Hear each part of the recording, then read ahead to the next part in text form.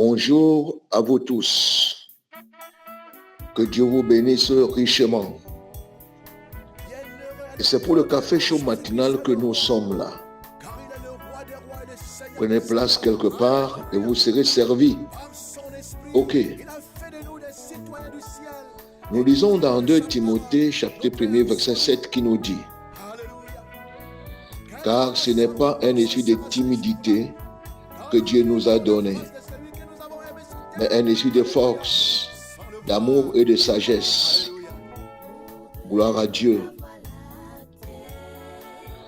L'esprit de timidité est un démon qui produit dans l'homme un sentiment d'appréhension, de peur, et qui empêche l'homme d'être hardi ou courageux. Un homme timide manque d'action, manque de parole et d'inspiration. L'apôtre Paul nous dit que ce n'est pas un esprit de timidité que Dieu nous a donné. Le Saint-Esprit que nous avons reçu de Dieu n'est pas timide. Il lui donne plutôt le courage, la hardiesse, l'inspiration, la sagesse, la force d'action et la puissance. Un prédicateur timide se répète toujours sans rien dire de concret et de convaincant. La puissance du Saint-Esprit ne se manifeste pas dans sa prédication et dans sa prière parce qu'il manque de hardiesse et d'autorité. Avant de recevoir le Saint-Esprit, l'apôtre Pierre était un homme très timide. Il a même renié 3 fois Jésus, son maître.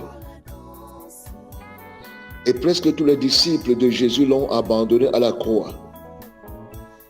Mais quand le Saint-Esprit est venu et est entré en eux, Pierre, celui-là qui avait renié son maître, a prêché ce même Jésus devant des multitudes et les a convertis par sa prédication ointe et très puissante.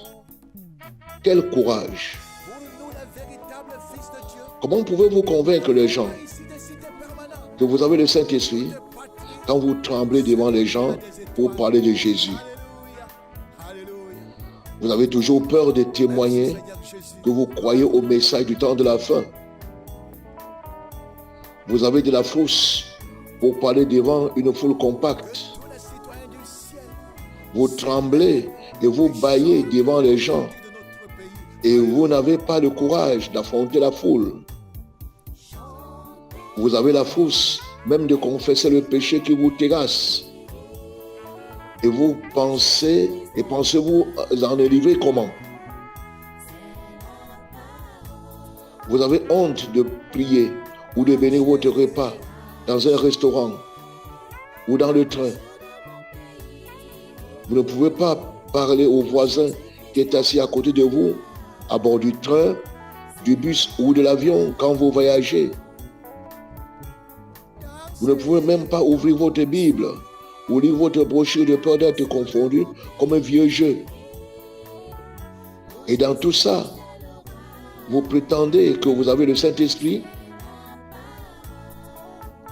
Vous avez honte de vous identifier comme croyant du message du prophète confirmé par le surnaturel et même par la science.